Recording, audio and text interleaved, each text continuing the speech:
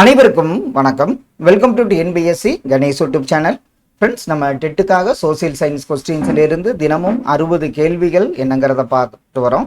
இந்த வீடியோ பதிவில் முக்கியமான 60 கேள்விகள் என்னங்கிறத பார்க்கலாம். கண்டிப்பாக இந்த வீடியோ பதிவுகள்லாம் உங்கள் ரிவிஷனுக்கு ரொம்ப யூஸ்ஃபுல்லாக இருக்குன்னு நம்புகிறோம்.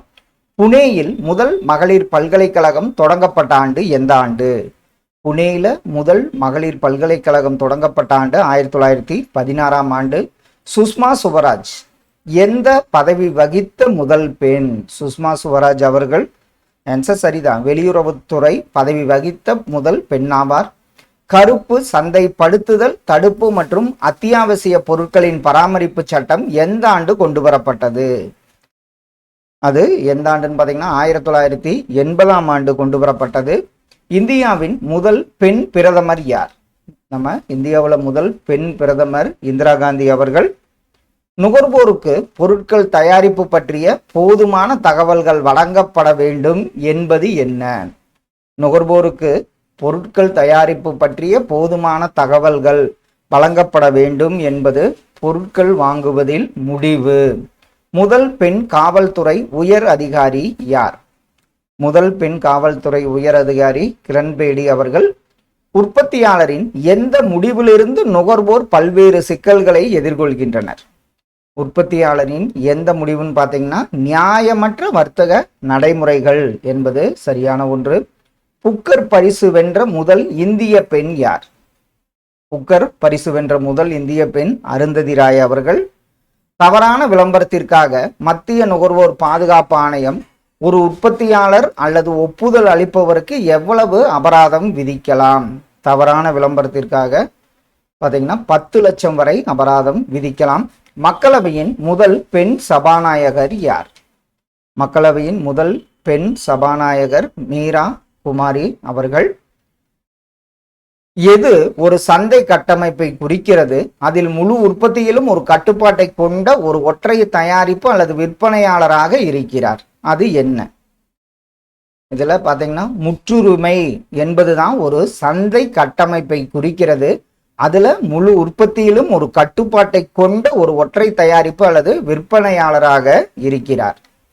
உச்சநீதிமன்ற முதல் பெண் நீதிபதி யார்? உச்சநீதிமன்ற முதல் பெண் நீதிபதி மீரா சாஹிப் பாத்துமா பீவி அவர்கள். சட்டமன்றத்தின் ஒரு அங்கமாக திகழ்பவர் யார்? சட்டமன்றத்தின் ஒரு அங்கமாக திகழ்பவர் மாநில ஆளுநர் ஆவார். பின்தங்கிய நாடுகளில் எத்தனை பெண் குழந்தைக்கு 18 வயதுக்குள் திருமணமாகி விடுகிறது? பின்தங்கிய நாடுகளில் பார்த்தீங்கன்னா 3இல் 1 பெண் குழந்தைக்கு 18 வயதுக்குள் திருமணமாகி விடுகிறது. சட்டமன்ற மேலவை உறுப்பினர்களில் 3இல் 1 பங்கு உறுப்பினர்கள் எத்தனை ஆண்டுகளுக்கு ஒரு முறை ஓய்வு பெறுவர்? மேலவை உறுப்பினர்களில் பார்த்தீங்கன்னா 2 ஆண்டுகளுக்கு ஒரு முறை ஓய்வு பெறுவர். இந்திய தேசிய காங்கிரசின் முதல் பெண் தலைவர் யார்? அவங்க அன்னி பெசன்ட் அம்மையார் தான் இந்திய தேசிய காங்கிரசின் முதல் பெண் தலைவர் ஆவார். சட்டமன்ற கூட்டத்திற்கு தலைமை ஏற்பவர் யார்? சட்டமன்ற கூட்டத்திற்கு தலைமை ஏற்பவர் சபாநாயகர் அவர்கள். மாநில அரசின் தலைவராக ஆளுநர் இருப்பார் என குறிப்பிடுவது எது? அது பார்த்தீங்கன்னா இந்திய அரசியலமைப்பு சட்டம் தான் மாநில அரசின் தலைவராக ஆளுநர் இருப்பார் என குறிப்பிடுகிறது. சட்டமன்றத்திற்கு ஒரு ஆங்கிலோ இந்திய உறுப்பினரை நியமனம் செய்பவர் யார்? சட்டமன்றத்திற்கு ஒரு ஆங்கிலோ இந்திய உறுப்பினரை நியமனம் செய்பவர் ஆளுநர் ஆவார். இந்தியாவின் முதல் பெண் மாநில முதலமைச்சர் யார்? அவங்க கிருபாலினி தான் பார்த்தீங்கன்னா இந்தியாவின் முதல் பெண் மாநில முதலமைச்சர் ஆவார். மாநில ஆளுநரின் பதவிக்காலம் எவ்வளவு? அவருடைய பதவிக்காலம் பார்த்தீங்கன்னா 5 ஆண்டுகள். மத சகிப்புத்தன்மையை பின்பற்றிய பேரரசர் யார்? மத சகிப்புத்தன்மையை பின்பற்றிய பேரரசர் அக்பர் என்பது சரியான ஒன்று. குடியரசுத் தலைவர் யாருடன் கலந்தாலோசித்து உயர்நீதிமன்ற தலைமை நீதிபதியை நியமனம் செய்கிறார்? அவர் யாருடன் பார்த்தீங்கன்னா உச்ச நீதிமன்ற தலைமை நீதிபதி மற்றும் மாநில ஆளுநர் என்பது சரியான விடை. முதல் பெண் காவல்துறை இயக்குனர் யார்? முதல் பெண் காவல்துறை இயக்குனராக இருந்தவர் காஞ்சன் சௌத்ரி பட்டாச்சாரியா அவர்கள். சரியான கூற்றை தேர்ந்தெடு. மாநில சட்டமன்ற உறுப்பினர்கள் கீழ்கண்டவர்களுள் யாரை தேர்ந்தெடுப்பதில் பங்கு பெறுகின்றனர்? அப்படி ஆப்ஷன்ல பாருங்க, யாரை தேர்ந்தெடுப்பதில். இவங்க குடியரசுத் தலைவர், துணை குடியரசுத் தலைவர், சட்ட மேலவை உறுப்பினர்கள், ராஜ்யசபா உறுப்பினர்கள் என்பது தவறான ஒன்று. ஆப்ஷன் சி தான் இதற்கு சரியான விடை. சமயச்சார்பற்ற நாட்டின் பண்புகள் யாவை? சமயச்சார்பற்ற நாட்டின் பண்புகளா? சுதந்திர கோட்பாடு, சமத்துவ கோட்பாடு, நடுநிலைமை கோட்பாடு. அனைத்தும் சரி என்பது சரியான விடை. மாநில நிர்வாகத்தின் தலைவராக நியமிக்கப்படுபவர் யார்? மாநில நிர்வாகத்தின் தலைவராக நியமிக்கப்படுபவர் ஆளுநர். தனது 12வது பாறை அரசாணையில் அனைத்து மத பிரிவினருடன் சகிப்புத்தன்மையோடு மட்டுமல்லாமல் அவர்கள் மீது மிகுந்த மரியாதைக்குரிய மனநிலையை வளர்த்து கொள்ளவும் தம் மக்களுக்கு வேண்டுகோள் விடுத்தவர் யார்? தனது 12வது பாறை அரசாணையில். அவர் யாருன்னு பார்த்தீங்கன்னா அசோகர். இந்தியாவின் முதல் பெண் பாதுகாப்புத்துறை அமைச்சர் யார்? இந்தியாவின் முதல் பெண் பாதுகாப்புத்துறை அமைச்சராக இருந்தவர் நிர்மலா சீதாராமன். அரசானது எந்த ஒரு மதத்தை சார்ந்த பிரிவினருக்கும் எதிராக குற்றம் காட்டாது என்று கிமு 3ஆம் நூற்றாண்டிலேயே அறிவித்த பேரரசர். எந்த மதத்தை சார்ந்த பிரிவினருக்கு எதிராக அரசு குற்றம் காட்டாது, அதாவது குற்றம் சாட்டாது என்றவர் அசோகர் அவர்கள். மாநில ஆளுநர் பதவிக்கு தகுதியான கூற்றுகளில் சரியானவை என்ன? இதுல பார்த்தீங்கன்னா இந்திய குடிமகனாக இருத்தல் வேண்டும், 35 வயது நிரம்பியவராக இருத்தல் வேண்டும், பாராளுமன்றம் அல்லது சட்டமன்றத்தின் உறுப்பினராக இருத்தல் கூடாது. அனைத்து கூற்றுகளுமே ஆப்ஷன் டி சரியான ஒன்று. சமயம் நமக்கு பகைமையை போதிக்கவில்லை, நாம் அனைவரும் இந்தியர்கள், இந்தியா நமது வீடு என்று கூறியவர் யார்? அவர் கவிஞர் இக்பால் என்பது சரியான விடை. இந்தியாவின் முதல் பெண் நிதியமைச்சர் யார்? அவங்க நிர்மலா சீதாராமன் என்பது சரியான விடை. அரசரையும் மதத்தையும் தனித்தனியாக பிரிக்கும் கோட்பாடு என்ன கோட்பாடு? அரசையும் மதத்தையும்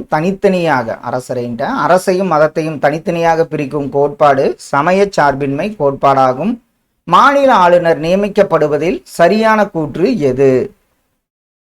இதுல பாத்தீங்கன்னா குடியரசுத் தலைவர் மத்திய அமைச்சரவையின் ஆலோசனையின்படி செயல்படுகிறார். தொடர்புடைய மாநில அரசையும் கலந்து ஆலோசிக்கிறார். பொதுவாக ஒருவர் ஆளுநராக சொந்த மாநிலத்தில் நியமிக்கப்படுவதில்லை. இதுல பாத்தீங்கன்னா மேற்கண்ட அனைத்தும் சரியான கூற்று. குடியரசுத் தலைவர் ஆலோசனையின்படி செயல்படுவாருங்கிறது. செக்யூரலிசம் என்ற வார்த்தையை உருவாக்கிய ஆங்கிலேய பத்திரிகை எழுத்தாளர் யார்? செக்யூலரிசம் அவர் யாருன்னு பார்த்தீங்கன்னா ஜார்ஜ் ஜேக்கப் ஹோல்யேக் என்பவர் தான் செக்யூலரிசம் என்ற வார்த்தையை உருவாக்கிய ஆங்கிலேய பத்திரிகை எழுத்தாளர் ஆவார். மாநில அரசு பணியாளர் தேர்வாணையத்தின் தலைவர் மற்றும் உறுப்பினர்களை நியமனம் செய்பவர் யாருன்னு பார்த்தீங்கன்னா ஆளுநர் ஆவார். சமய சார்பின்மை என்ற சொல் எதிலிருந்து பெறப்பட்டது? இது பார்த்தீங்கன்னா லத்தீன் சொல் தான். அதற்கு பொருள் பார்த்தீங்கன்னா செகுலம். அப்போ அதனால பார்த்தீங்கன்னா லத்தீன் என்ற சொல் பொருள் செகுலம். ஆப்ஷன் சி தான் சரியான விடை. முதலமைச்சரையும் அவரது ஆலோசனையின் பேரில் ஏனைய அமைச்சர்களையும் நியமிப்பவர் ஆளுநர் என்பது சரியான ஒன்று. இந்திய சமூகத்தின் பல்வேறு நிலைகளில் சமய சார்பின்மையை நிலைநாட்ட பங்காற்றியவர் யார்? இந்திய சமூகத்தின் பல்வேறு நிலைகளில் சமய சார்பின்மையை நிலைநாட்ட பங்காற்றியவர்கள் ராஜாராம் மோகன் ராய், மகாத்மா காந்தி, ரவீந்திரநாத் தாகூர். அனைத்தும் சரியான விடையாகும். மாநிலத்தில் உள்ள பல்கலைக்கழகங்களின் வேந்தராக செயல்படுபவர் யாருன்னு பார்த்தீங்கன்னா ஆளுநர் அவர்கள். இந்தியா பல்வேறு நம்பிக்கைகளை சமமாக போற்றி மதிக்கப்படும் இழப்பாக இருப்பதோடு ஒரு தேசிய கண்ணோட்டத்தை கொண்டிருக்கும் என்று கூறியவர் யார்? அவர் தான் பார்த்தீங்கன்னா ஜவஹர்லால் நேரு தான் இந்த கூற்றை கூறியிருப்பார். பண மசோதாவை சட்டமன்றத்திற்கு கொண்டு வர யாருடைய ஒப்புதல் தேவை? சட்டமன்றத்திற்கு கொண்டு வர ஆளுநர் ஒப்புதல் தேவை. இந்தியாவின் பிறப்பிடமாக கருதப்படும் சமயம் எது? இதுல இந்து, சமணம், சீக்கியம் அனைத்துமே இந்தியாவின் பிறப்பிடமாக கருதப்படுகிறது. சட்டமன்ற கூட்டம் நடைபெறாத போது அவசர சட்டத்தை வெளியிடுபவர் ஆளுநர் என்பது சரியான ஒன்று. குடியுரிமை இழப்பு பற்றிய 3 வழிமுறைகளை இந்திய அரசியலமைப்பு சட்டத்தின் 2வது பகுதியில் குறிப்பிடப்பட்டுள்ள விதிகளின் எண் வரிசை என்ன? எந்த விதியிலிருந்து எந்த விதி வரைன்னு பார்த்தீங்கன்னா 5 முதல் 11 வரை குறிப்பிடப்பட்டுள்ளது. சட்டமன்றத்திற்கு ஒரு ஆங்கிலோ இந்திய உறுப்பினரை நியமனம் செய்பவர் ஆளுநர் என்பது சரியான ஒன்று. பாண்டிச்சேரி இந்தியாவுடன் இணைந்த பிறகு இந்தியா எந்த ஆண்டு குடியுரிமையை வழங்கியது? அது 1962ஆம் ஆண்டு குடியுரிமையை வழங்கியது. சட்டமன்றத்தால் நிறைவேற்றப்படும் பண மசோதா உள்ளிட்ட அனைத்து மசோதாக்களுக்கும் ஒப்புதல் அளிப்பவர் ஆளுநர் என்பது சரியான ஒன்று. இந்திய குடியுரிமை சட்டத்தின்படி குடியுரிமை பெறுவதற்கான வழிமுறை என்ன? இதுல பிறப்பால் குடியுரிமை பெறுதல், வம்சாவளியால் குடியுரிமை பெறுதல், பதிவு செய்தல் மூலம் குடியுரிமை பெறுதல் அனைத்தும் குடியுரிமை பெறுவதற்கான வழிமுறையாகும். இந்திய குடிமகன் தன்னுடைய குடியுரிமையை பெறுதலையும் நீக்குதலையும் பற்றி விதிகளை கூறும் சட்டம் எந்த சட்டம்? அந்த சட்டம் தான் இந்திய குடியுரிமை சட்டம் 1955. கீழ்கண்டவற்றுள் சரியான கூற்று எது எவை? இதுல மாநில ஆளுநர் குடியரசுத் தலைவரை போன்று மாநிலத்தின் பெயரளவு நிர்வாக தலைவராவார். மாநில ஆளுநர் எப்போதும் பெயரளவு தலைவராக இருப்பதில்லை. ஆளுநர் தனது அதிகாரத்தை குறிப்பிட்ட சில நேரங்களில் செயல்படுத்துகிறார். இதுல பாத்தீங்கன்னா அனைத்து கூற்றுகளுமே சரியான ஒன்று. இந்திய குடியுரிமை சட்டம் இயற்றப்பட்ட ஆண்டு எந்த ஆண்டு? இது ஒரு முக்கியமான கேள்வி. அது 1955ஆம் ஆண்டு இயற்றப்பட்டது. மத்திய அரசின் ஒரு முகவராக மாநிலத்தில் செயல்படுபவர் யாருன்னு பார்த்தீங்கன்னா ஆளுநர் ஆவார். ஒரு குடிமகன் அவர் விரும்பும் காலம் வரையில் அந்நாட்டில் சட்டப்படியாக வசிக்கும் உரிமையை வழங்குதல், அதற்கு பெயர் என்னன்னு பார்த்தீங்கன்னா குடியுரிமை என்பது சரியான விடை. முதலமைச்சர் பற்றிய சரியான கூற்று எது எவை? முதலமைச்சர் மாநில சட்டமன்றத்தில் உறுப்பினராக இருத்தல் வேண்டும். முதலமைச்சராக பதவியேற்கும் போது உறுப்பினராக இல்லாவிட்டால் 6 மாதத்திற்குள் சட்டமன்ற உறுப்பினராக தேர்வு பெற வேண்டும். இதுல இந்த 2 கூற்றுகளுமே சரியான ஒன்று. நகர நாடுகள் அமைப்பு மறைந்த பின்னர் நாடுகளின் உறுப்பினர் என்ற பொருளில் பயன்படுத்தப்பட்ட சொல் எந்த சொல்? அந்த சொல் பார்த்தீங்கன்னா குடிமகன் என்ற சொல் பயன்படுத்தப்பட்டது. மாநில அரசாங்கத்தின் கொள்கைகளை உருவாக்குவதில் முக்கிய பங்கு வகிப்பவர் முதலமைச்சர் என்பது சரியான ஒன்று. குடிமகன் என்ற சொல் எந்த மொழி வார்த்தையிலிருந்து பெறப்பட்டது? குடிமகன் என்ற சொல் பார்த்தீங்கன்னா லத்தீன் மொழி வார்த்தையிலிருந்து பெறப்பட்டது. சட்டமன்ற மேலவை உறுப்பினர்களின் பதவிக்காலம் எவ்வளவு? சட்டமன்ற மேலவை உறுப்பினர்களின் பதவிக்காலம் 6 ஆண்டுகளாகும். ஃப்ரெண்ட்ஸ், இன்று டெட் ரிலேட்டடா எஸ்எஸ் ரிலேட்டடா ஒரு 60 கேள்விகள் பார்த்தோம். கண்டிப்பாக இதெல்லாம் உங்கள் ரிவிஷனுக்கு ரொம்ப யூஸ்ஃபுல்லாக இருக்குன்னு நம்புகிறோம். Thank you all.